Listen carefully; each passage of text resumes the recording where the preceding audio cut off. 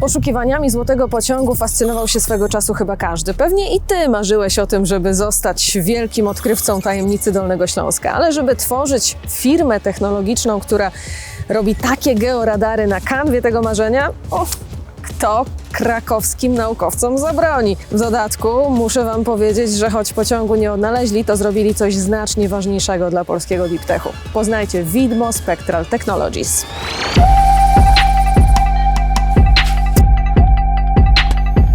Myśl po polsku. Podczas gdy inni mierzą wysoko, oni mierzyli nisko. Bardzo nisko. Dokładnie przy sprzyjających warunkach do 50 metrów pod powierzchnię Ziemi. Tak daleko sięga sygnał stworzonych przez firmę Widmo Spectral Technologies georadarów spektralnych, a dzięki opatentowanej przez nich technologii obraz, który mogą uzyskać, jest dużo bardziej szczegółowy. Krakowski startup nie ma sobie równych ani w Polsce, ani na świecie. Jedyna istniejąca konkurencja stacjonuje na Marsie. Cezary Worek, współzałożyciel firmy, a także profesor AGH ze mną. Dzień dobry. Dzień dobry, pani. Ten profesor AGH to jest dosyć istotna kwestia, bo wy właściwie wszyscy, przynajmniej w tym korze technologicznym, wywodzicie się właśnie z tego środowiska uczelnianego. Chyba nie dałoby się inaczej, żeby stworzyć taką firmę z tak zaawansowaną technologią. W Polsce na pewno nie, dlatego że najbardziej zaawansowane rzeczy jednak dzieją się na uczelniach. Mnie najbardziej zafascynowało, jedną z rzeczy, która mnie zafascynowała przygotowując się do tej rozmowy, to był ten początek, czyli to, gdzie zrodziła się idea w ogóle stworzenia takiego georadaru, bo to miało związek ze złotym pociągiem szukanym w Wałbrzychu, prawda? Dokładnie tak. A dwóch kolegów naszych, Andrzej Kułak i Zygmunt Trześniowski, dyskutowali na temat metod geofizycznych. Dlaczego ten sam georadar ma różne interpretacje. Naukowcy z AGH twierdzili, że tam nie ma złotego pociągu, poszukiwacze twierdzili, że jest, bo go widzą.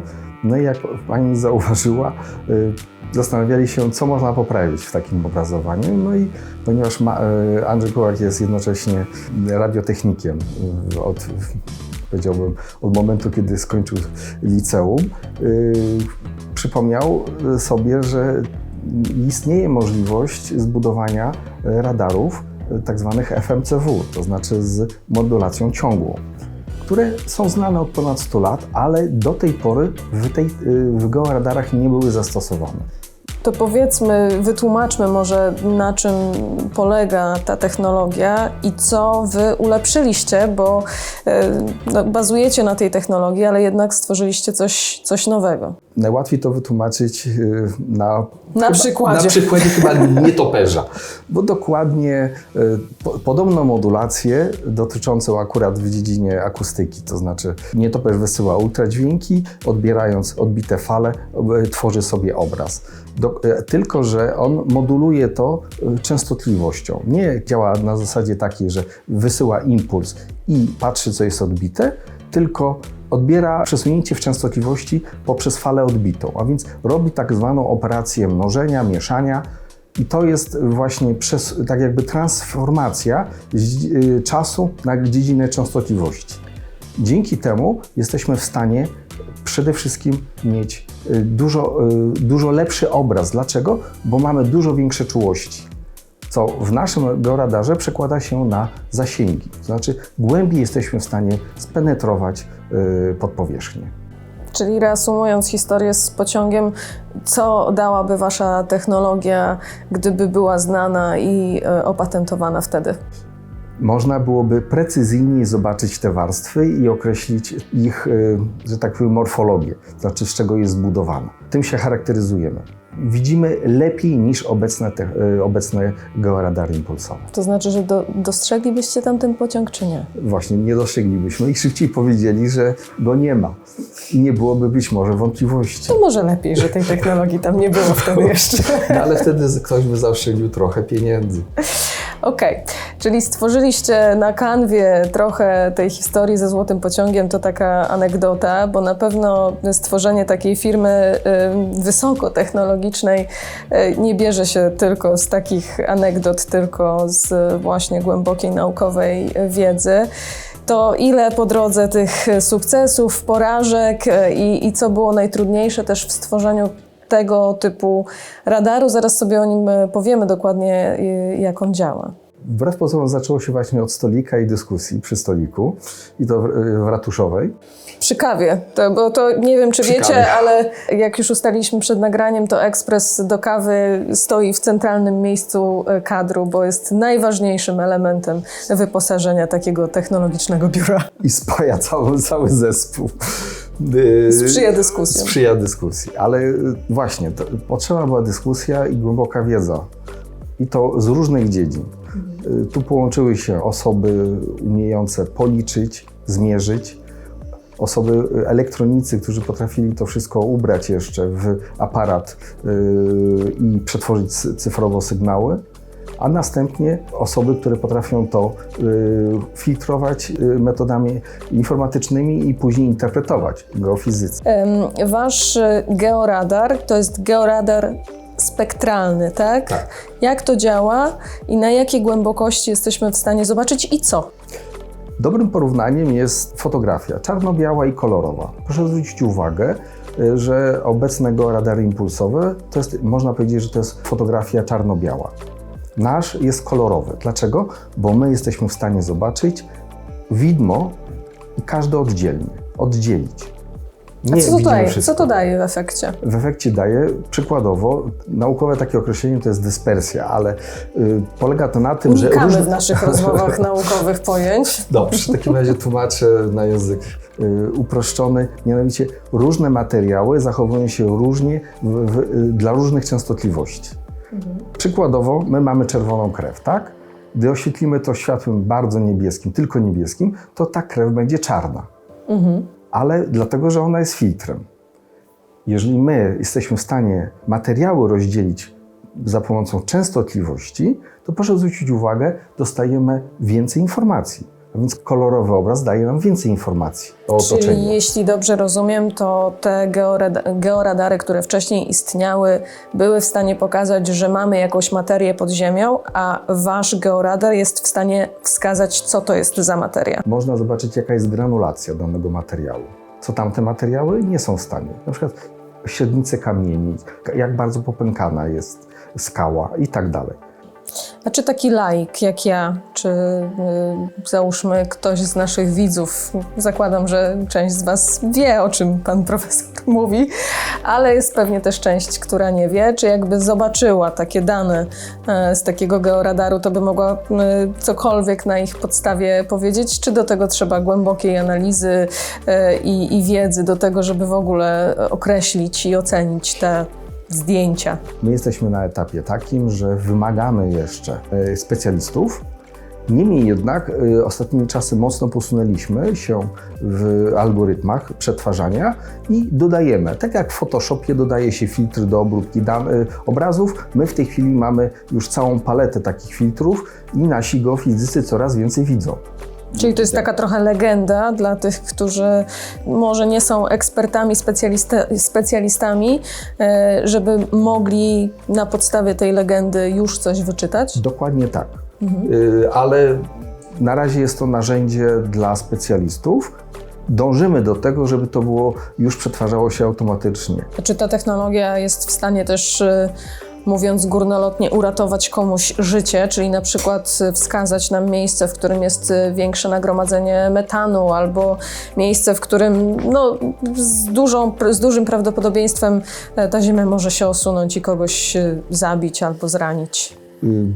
Bardziej powiedziałbym, metan to jest, nie wykrywamy gazów metalnych, wykrywamy przede wszystkim tak zwane rozluźnienia materiału, to znaczy, że na przykład była lita skała i tam się pojawiły nagle pęknięcia i pustki, co jest bardzo niebezpieczną sytuacją, albo wręcz pustki się pojawiają. I wtedy nasz georadar takie rzeczy widzi. Przykładowo byliśmy wynajęci do tego, żeby zobaczyć, co się dzieje w Trzebini i w Olkuszu.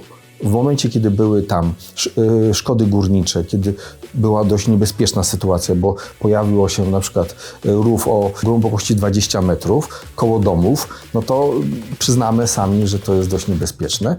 I my dzięki naszemu georadarowi byliśmy w stanie zobaczyć, czy występują dodatkowe jakieś tam efekty. Ale skanowanie całych miast to jest jeszcze zbyt kosztowne i zbyt drogie, więc nie ma jeszcze takiego. Dopiero nasz projekt. Ale właśnie za moment może być, bo dostaliście całkiem spore pieniądze na to, żeby taki projekt wykonać. Z jakimś miastem już współpracujecie w tej dziedzinie, czyli to są pieniądze, które mają posłużyć właśnie skanowaniu powierzchni miast, tak? Dokładnie. Wykrywania ich infrastruktury, która nie zawsze jest dobrze ewidencjonowana. Współpracujemy w tej chwili, już mieliśmy pierwsze wyjazdy do Rzeszowa, a tak naprawdę cały projekt jest oparty tak zwany EIC Accelerator.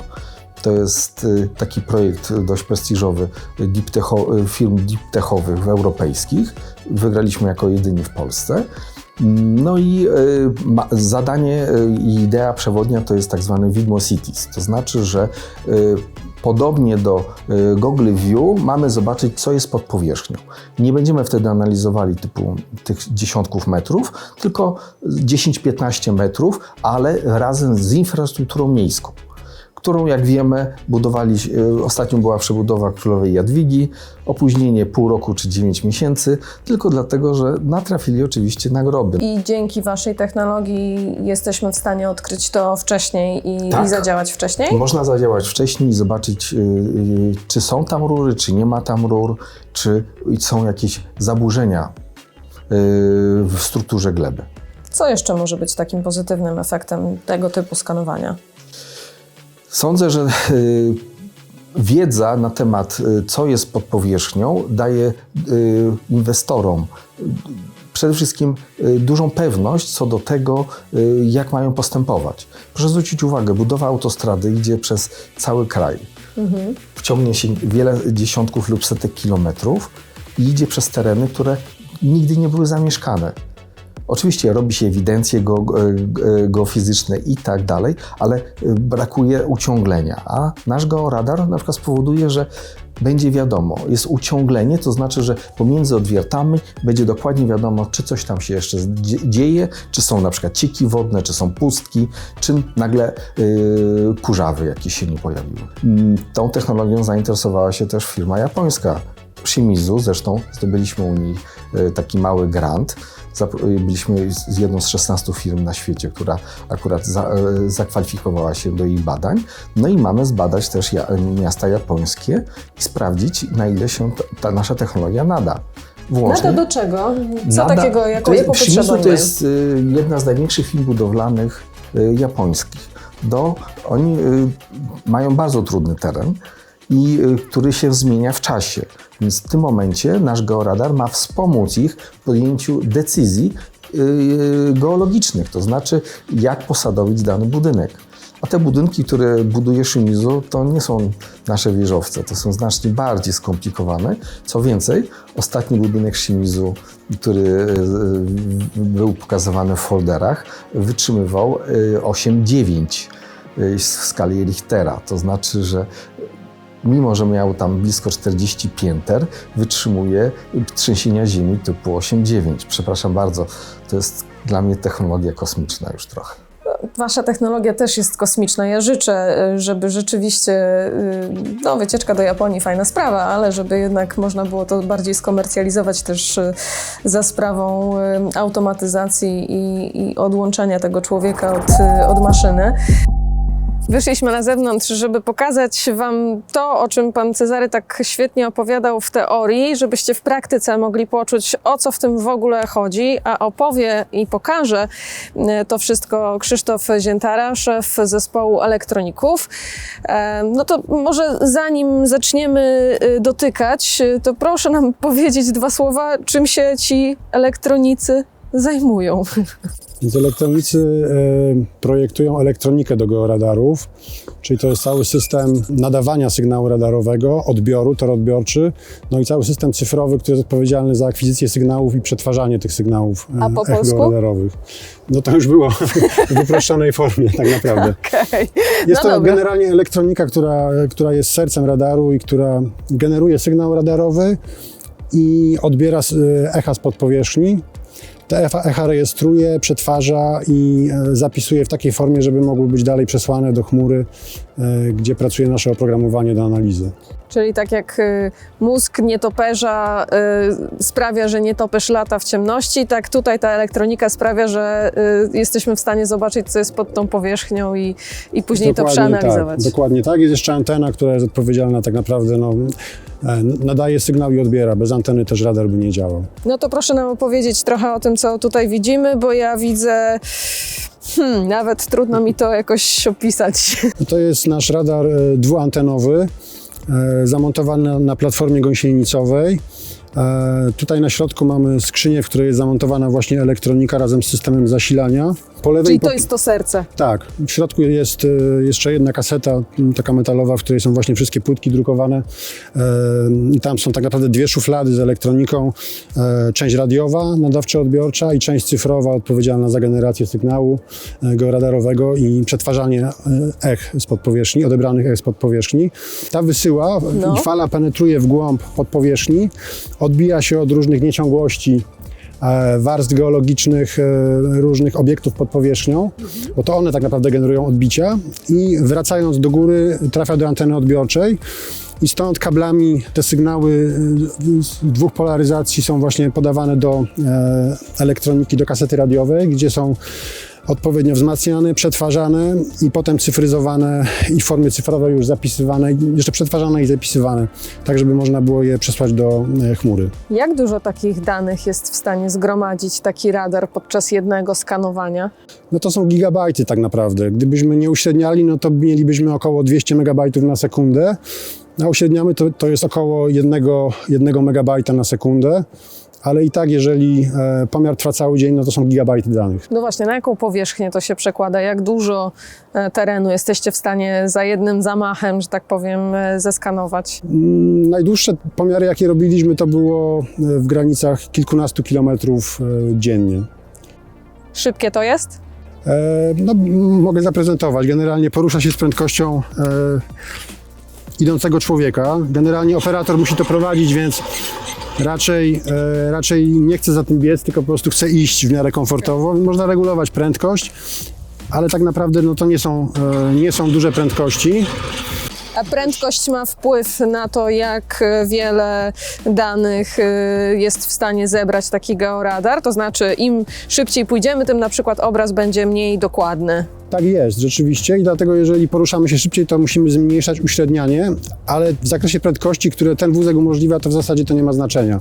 To są niewielkie różnice. Inna sytuacja jest wtedy, kiedy zamontowalibyśmy tą platformę na samochód. Mamy taką możliwość, czyli całą tą konstrukcję mechaniczną, to jest akurat trochę inne rozwiązanie, ale coś, co wygląda podobnie, montujemy z tyłu na haku jednego z naszych samochodów i po prostu skanujemy jadąc samochodem, na przykład drogi lub jakieś bezdroża i to wtedy możemy się poruszać dużo szybszą prędkością. Radar ma bardzo precyzyjny system nawigacji, to jest odbiornik GPS RTK, tutaj jest antena i tak naprawdę mamy lokalizację z dokładnością do pojedynczych centymetrów, więc możemy naprawdę te pomiary mieć bardzo gęsto i bardzo dokładne mogą być, jeżeli chodzi o lokalizację. To jest jeden z modeli, tam stoi drugi. Czym one się różnią i jakie mają zastosowanie? Tamten radar to jest prototyp nowego radaru w wersji tak zwanej jednoantenowej, który ma tylko jedną antenę. To jest antena typu Horn. Tutaj widzimy ją zamontowaną pod spodem. No, różnica jest taka, że on nadaje i odbiera w tym samym czasie, wykorzystując jedną antenę. I takie rozwiązanie ma pewne przewagi, związane przede wszystkim z tym, co widzimy na płytkich głębokościach. Przy systemie dwuantenowym są różne niekorzystne zjawiska, które powodują, że w tym najpłytszym zakresie nie widzimy dobrze. Natomiast system jednoantenowy jest pozbawiony tych wad i tutaj możemy w szerokim zakresie również bardzo płytko widzieć szczegółowo. Czyli to jest nowszy model. Tak, Uproszczony? to jest nowszy model, też inna platforma. Tutaj mamy platformę na kółkach. Jest to rozwiązanie dużo lżejsze. No, ten radar na gąsienicach waży około 300 kg. No to jest to jednak ciężki sprzęt, ale wiedzie wszędzie na tych gąsienicach tak naprawdę. Natomiast to jest wersja light, waży kilkadziesiąt kilogramów, ale nie poradzi sobie w każdym terenie. No, generalnie nie ma jednego uniwersalnego rozwiązania, które by nam zapewniało pracę w każdych warunkach i było tam optymalne. Musimy mieć kilka różnych platform dopasowanych do rodzaju terenu, w którym prowadzimy badania. Tamten georadar to będzie podobny jemu, będzie służył właśnie do skanowania powierzchni miast, czyli do tego projektu Widmo Cities? Do projektu Widmo Cities radar będzie zamontowany na pewno na samochodzie, bo tam nas interesują tak naprawdę kilometry, które będziemy w stanie zrobić w ciągu dnia.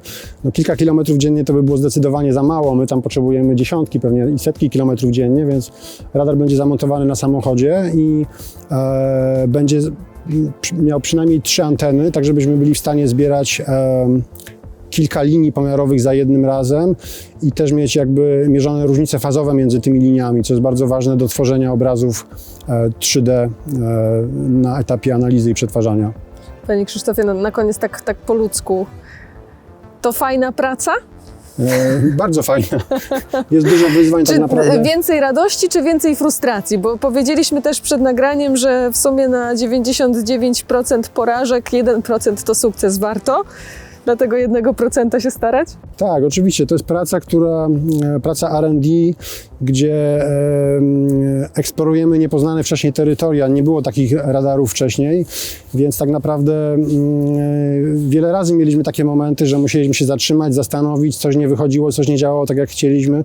Trzeba było czasami się wrócić do tyłu, ale generalnie są te momenty, kiedy widzimy efekty naszej pracy, czyli nagle, nie wiem, dostajemy informację od geologów, że jak pięknie widać tą warstwę na przykład i są w stanie zinterpretować, co widzą i jak to się zgrywa na przykład z odwiertami, no to są takie momenty, które nas też napędzają jeszcze dodatkowo i to taka radość po prostu, że to, nad czym tyle pracujemy, w co wkładamy tyle serca, działa i działa coraz lepiej, więc motywacja jest.